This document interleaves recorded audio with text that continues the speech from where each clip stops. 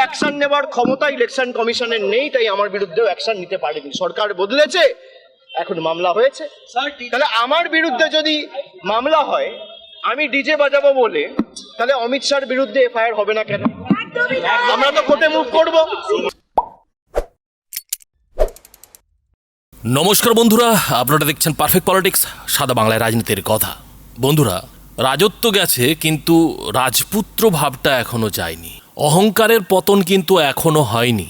আর যার জেরে তৃণমূলের পতন তো হয়েছে, তৃণমূল ভেঙে খান খান তো হয়েছে। এবার ভাইপোর যে অহংকার, সেই অহংকার পিসি ভাইপোকেও নির্ঘাত জেলে ঢোকাবে, এমনটাই কিন্তু এই অভিষেক ব্যানার্জির যে নানান কথাবার্তা, সেই কথাবার্তাতে মনে হচ্ছে। বন্ধুরা, আপনারা জানেন যে মাঝখানে আমরা নানান ঘটনা ঘটেছে, সেই সব ঘটনার কোনো রাজনৈতিক বিশ্লেষণ করতে পারিনি, কিন্তু মোটামুটি যেটা দাঁড়িয়েছে সেটা হচ্ছে যে এই মুহূর্তে তৃণমূল কি করে বাঁচানো যায় সেই চেষ্টা মমতা বন্দ্যোপাধ্যায় করছেন। আর সেই সঙ্গে মমতা বন্দ্যোপাধ্যায় এই চেষ্টাও করছেন যে যাতে তাকে জেলে না যেতে হয়। আর সেই জন্যই কিন্তু মমতা বন্দ্যোপাধ্যায় দিল্লিতে গিয়ে সোনিয়া গান্ধীর পা ধরেছেন, ভাইপো গিয়ে রাহুল গান্ধীর পা ধরেছেন, এবং সেই সঙ্গে থুথু চেটে ইন্ডি জোটে নিজেকে ঢোকানোর চেষ্টা করছেন। কিন্তু তারপরেও অভিষেক ব্যানার্জির যে রোয়াব, অভিষেক ব্যানার্জির যে কথাবার্তা ছিরি, তাতে একটা জিনিস পরিষ্কার হয়ে যাচ্ছে যে সত্যি সত্যি এই ছেলেটা, ছেলে বলা ভুল হবে, বরং লোক বলাই ভালো, এই লোকটা রাজনীতির কিছুই বোঝে না। তৃণমূলে 15 বছর কাটানোর পরেও এর কিন্তু মাথায় রাজনীতির কিছুই ঢুকছে না। আর তার ফলেই কিন্তু আজকে তৃণমূল যেমন লাটে উঠে গেছে, ঠিক তেমনই আগ বাড়িয়ে এবার নিজে থেকে পিসিকে কি করে জেলে ঢোকানো যায় তার ব্যবস্থাও কিন্তু এই ভাইপো করছে বলে কিন্তু অনেকেই মনে করছেন। আর এমনটা মনে করার কারণ হলো অভিষেক ব্যানার্জির এদিনের মন্তব্য। এদিন অভিষেক ব্যানার্জি ঠিক কি বলেছেন বন্ধুরা, আগে দেখুন। আমি সব সময় তদন্তে সহযোগিতা করেছি এবং আমার সমর্থ অনুযায়ী যতটুকু কেন্দ্রীয় তদন্তকারী সংস্থা বা এই মুহূর্তে দাঁড়িয়ে রাজ্যের গোয়েন্দা সংস্থা সিআইডির সাথে যেটুকু সহযোগিতা করা উচিত আমি নিশ্চিতভাবে করছি। আজকে আমাদের দলনেত্রীর বাড়িতে কিছু বৈঠক ছিল পূর্ব নির্ধারিত, সেখানে একাধিক বিধায়ক থেকে সাংসদ ছিলেন এবং আমাদের এই মিটিংগুলো চলাকালীন আমি খবর পাই খুব সম্ভবত 4:30 পৌনে 5টা নাগাদ যে সিআইডির একটা টিম এসছে আবার কোনো একটা আলাদা মামলায় আমাকে নোটিশ দিত। তো আমি আমার সেক্রেটারির মারফতে তাদেরকে অনুরোধ করি যে আমি এই মুহূর্তে আমার বাড়িতে সশরীরে উপস্থিত নেই বলে আপনারা চিঠিটা অন্য কাউকে দিয়ে দিন, সে রিসিভ করে আমার পক্ষ থেকে নিয়ে নেবে। এবং আমি অনুরোধ করি যে আপনারা যদি আমাকে দিতে চান তাহলে আপনাদের অপেক্ষা করতে হবে, তার কারণ আমি এই মুহূর্তে আসতে পারবো না মিটিং থেকে বেরিয়ে। আপনি আপনার মতো করে যখন ইচ্ছা বাড়িতে চলে আসবেন, নিয়ে বলবেন যে আপনাকে ছাড়া কাউকে আমরা দেবো না। আমি যদি বাড়িতে না থাকি তাহলে আপনাকে অপেক্ষা করতে হবে আমার ফেরার জন্য। এখন প্রায় 7:20 বাজে, আমি বাড়িতে ঢুকেছি, আপনাদের সাথে কথা বলছি 5-10 মিনিট হয়েছে, 6:15টার মধ্যে আমি বাড়িতে আমি ঢুকে দেখছি সিআইডির প্রতিনিধিরা নেই, তারা ফিরে গেছে। তারা যদি পরবর্তীকালে আমাকে ফোন করে আসে, আমার সাথে যোগাযোগ করে আসে এবং আমাকে বলে কোন সময়ে গেলে আমি বাড়িতে থাকবো, তখন নোটিশ দেবে, আমি নিশ্চিতভাবে জানাবো। আমি যখন বাড়িতে উপস্থিত নই সশরীরে, তখন যদি তারা এসে তখন যদি বলে যে আপনাকে ছাড়া কাউকে নোটিশ আমরা দেবো না, আপনার হয়ে কেউ যদি রিসিভ করতে চায় সেই সুযোগ পাবে না, তাহলে আপনাকে আমার ফেরার জন্য অপেক্ষা করতে হবে। তো আমি আপনাদের মাধ্যমে আমি অনুরোধ করব যে যারা নোটিশ দিতে এসেছিল আপনারা যদি আসেন নিশ্চিতভাবে যোগাযোগ করে আসুন, আর না হলে অপেক্ষা করুন। আমি যখন ফিরবো আমি তখনই এই নোটিশটা আপনাদের তরফ থেকে, আপনাদের কাছ থেকে নিতে পারবো। আপনারা যারা আমাকে প্রশ্ন করছেন আপনি তদন্ত এড়িয়ে যাচ্ছেন, আমি কোনো তদন্ত এড়িয়ে যাই, আমার লুকানোর কিচ্ছু নেই। আমি কেন্দ্র তদন্তকারী সংস্থার সম্মুখীন হয়েছি এখনো পর্যন্ত 8 থেকে 10 বার। যারা এতদিন ধরে তদন্ত চালাচ্ছে আমাকে যখনই ডেকেছে আমি গেছি। আমাকে সিআইডি সামান দিয়েছিল, প্রথম সামান 30 তারিখ বিকেলে আমার উপর আক্রমণ হয়, আপনারা দেখেছেন। 48 ঘন্টা আমি বাড়ি থেকে বেরোতে পারিনি। আমি সময় চেয়েছিলাম, আমাকে 8 তারিখ ডাকা হয়েছে। 8 তারিখ আমি ছিলাম না। আমি 6 তারিখ দিল্লির উদ্দেশ্যে রওনা দিয়েছিলাম, ইন্ডিয়া জোটের মিটিং ছিল। 8 তারিখ তারা জানে যখন আমি দিল্লিতে, তখন 8 তারিখ বিকেলে নোটিশ দিয়ে বলা হচ্ছে 9 তারিখে আসো। 9 তারিখেও আমার বৈঠক ছিল। আমি গতকাল সঙ্গে সঙ্গে যখনই আমি কোর্টের নির্দেশ পেয়েছি, আমি সঙ্গে সঙ্গে 6টার আগে গেছি এবং তারা যে প্রশ্নগুলো করেছে আমি তো এখানে আলোচনা করতে পারি না, যদিও আমি দেখছি মিডিয়া অনেক কিছু বেরিয়েছে। আমায় কি প্রশ্ন করেছে, তদন্তকারী সংস্থার কাছে আর আমার সাথে কি আলোচনা হয়েছে, এটা মিডিয়ায় চলে আসছে।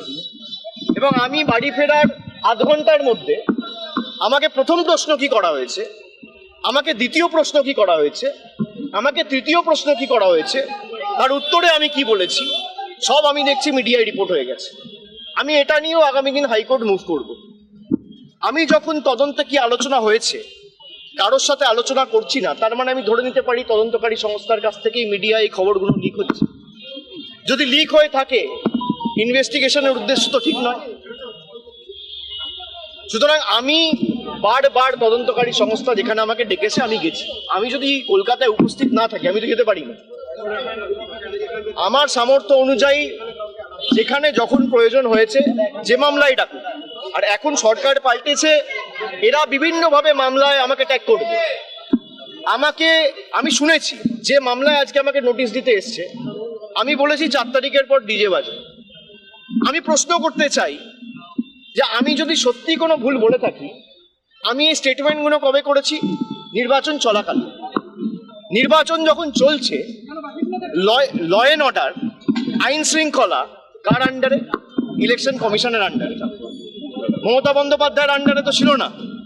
তাহলে তখন আমার বিরুদ্ধে এফআইআর হলো না কেন? ইলেকশন কমিশনের বিরুদ্ধে কমপ্লেন হলে ইলেকশন কমিশন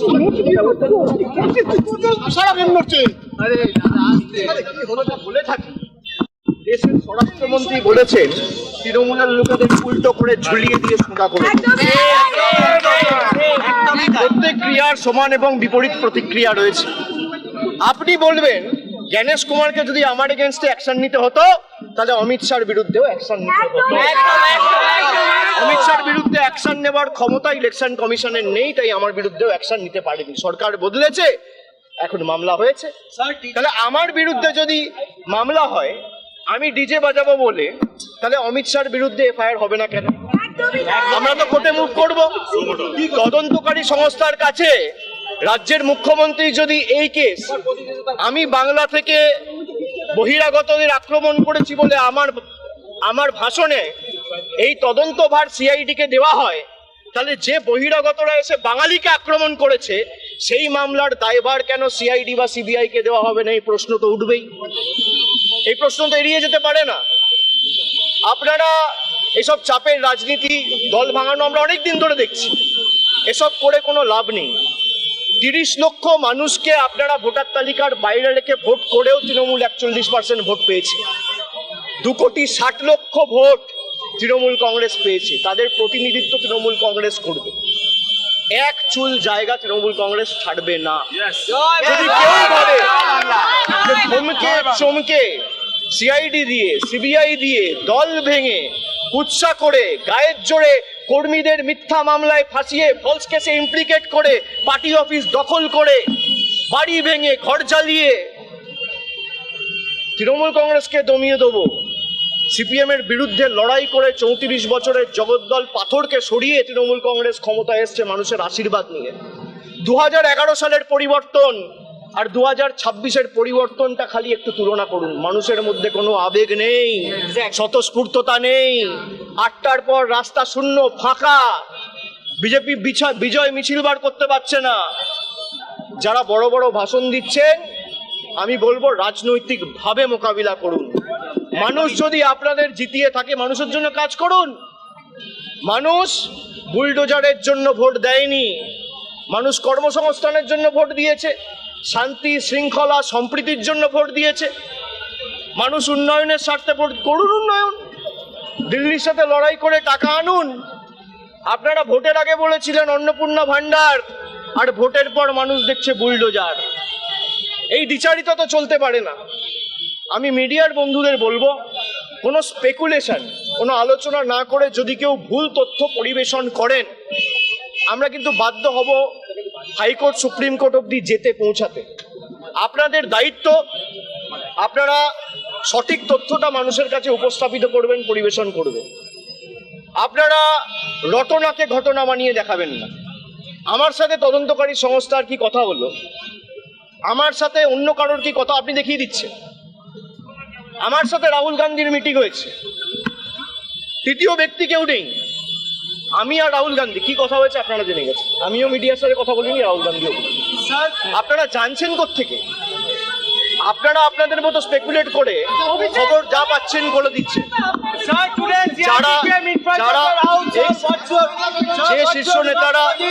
যে শীর্ষ নেতারা আমার বিরুদ্ধে কথা বলছে, দলে আলোচনা করার জায়গা রয়েছে। এবং আপনি স্পেসিফিক্যালি বলতে পারেন কল্যাণ বন্দ্যোপাধ্যায় বলেছে।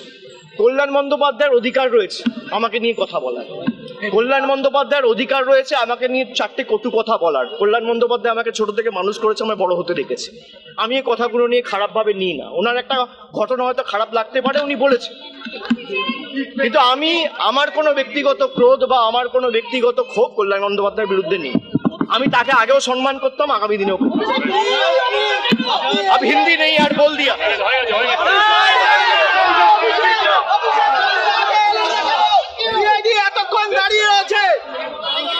তো বন্ধুরা, বুঝতেই পারছেন যে অভিষেক ব্যানার্জি মাথা নত করতে চান না। আর অভিষেক ব্যানার্জি কি বললেন? অভিষেক ব্যানার্জি সেই আগের মতোই নিজেকে অমিত শাহর সঙ্গে তুলনা করে যেটা বলছেন যে অমিত শাহর কেন জেল হবে না, অমিত শাহর বিরুদ্ধে কেন মামলা হবে না, আর তার জন্য নাকি তিনি কোর্টে মামলাও করবেন। এখন মামলার খেলা তো অনেক খেলেছেন, আর মামলার খেলা খেলতে তো আর অভিষেক ব্যানার্জির পয়সার অভাব হবে না। কেননা তৃণমূলের পার্টি ফান্ডে যে 1600 কোটি টাকা আছে সেটা তো আছেই, সেই সঙ্গে অভিষেক ব্যানার্জির কাছে কত টাকা আছে এখনও পর্যন্ত কিন্তু মানুষ কিংবা সরকার কিছুই জানে না।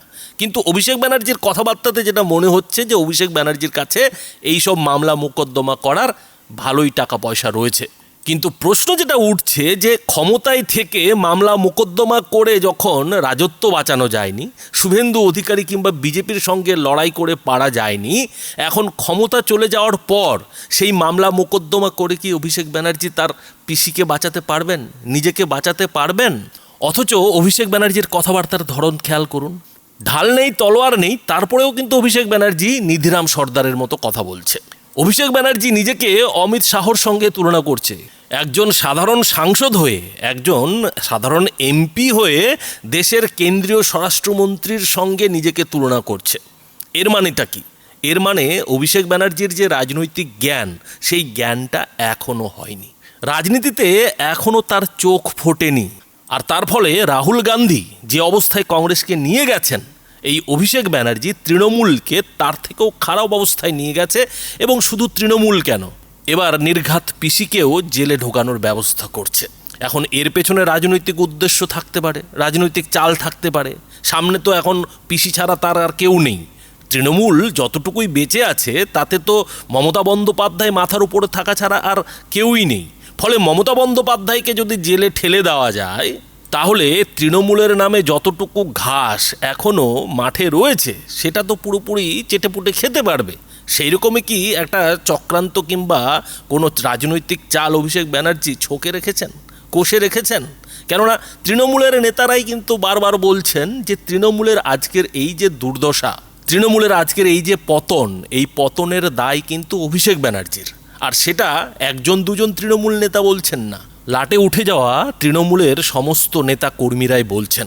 তারপরেও অভিষেক ব্যানার্জি এদিন যেভাবে মিডিয়ার সামনে অমিত শাহকে চ্যালেঞ্জে ছুটছেন, তাতে একটা জিনিস পরিষ্কার যে পিসি ভাইপোর আগামী দিনে কিন্তু আরও খারাপ অবস্থা হতে চলেছে। এরই মধ্যে মমতা বন্দ্যোপাধ্যায় নোটিশ পেয়ে গেছেন। মমতা বন্দ্যোপাধ্যায়ের বিরুদ্ধে উস্কানিমূলক মন্তব্য করার জন্য এফআইআর দায়ের করা হয়ে গেছে। আর অভিষেক ব্যানার্জির তো একের পর এক সিআইডির নোটিশ পাচ্ছেনই। মোদ্দা কথায় রাজনীতিতে কোন সময়ে কোন কাজটা করতে হয় সেটা অভিষেক ব্যানার্জি এখনও বুঝতে পারছেন না। সেটা যদি তিনি বুঝতেন তাহলে অন্তত এই সময়ে তার এই যে গলাবাজি, সেই গলাবাজিটা তিনি কম করে ফেলতেন, গলাবাজিটা তিনি বন্ধ করে ফেলতেন।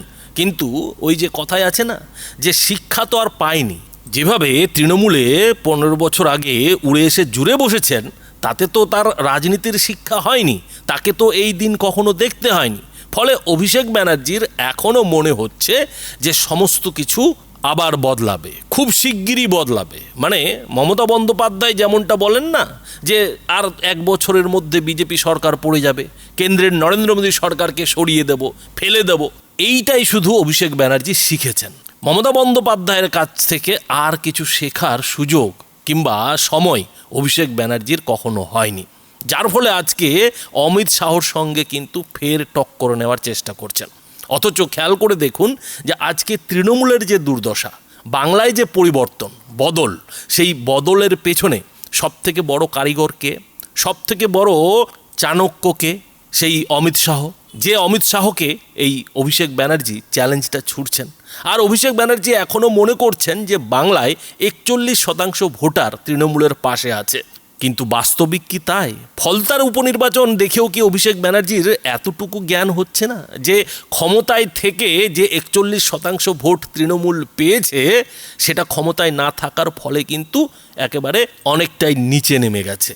আজকে যে হকার উচ্ছেদের উদাহরণ তুলে অভিষেক ব্যানার্জি ফের ক্ষমতায় ফেরার স্বপ্ন দেখছেন, সেই স্বপ্ন পরের ভোট আসার আগে, মানে লোকসভা কিংবা বিধানসভা ভোট আসার আগে বিজেপি যে অনেকটাই সামলে নেবে, সেটা অভিষেক ব্যানার্জির মাথায় ঢুকছে না। আর এখানেই অভিষেক ব্যানার্জির রাজনৈতিক অজ্ঞানতার পরিচয়টা কিন্তু সামনে চলে আসছে। আর যেভাবে তিনি অমিত শাহকে সমস্ত কিছুর ব্যাপারে টেনে আনছেন, তাতে একটা জিনিস তো পরিষ্কার, যে অমিত শাহকে খচালে তিনি কিন্তু ছেড়ে কথা বলেন না। আর সেটাই কিন্তু 2026-এর বিধানসভার ভোট দেখিয়ে দিয়েছে।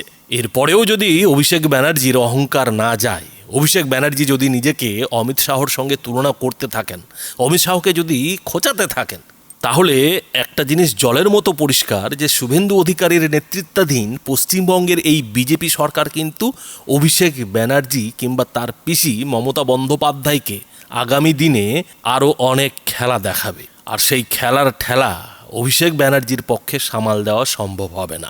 দিল্লিতে গিয়ে রাহুল গান্ধী কিংবা সোনিয়া গান্ধীদের পা ধরলেও কিন্তু কাজ হবে না। তো বন্ধুরা, এই বিষয়ে আপনাদের কি মতামত? আপনাদের মতামত অবশ্যই এই ভিডিওটির নিচে কমেন্ট বক্সে লিখে জানাবেন। ধন্যবাদ।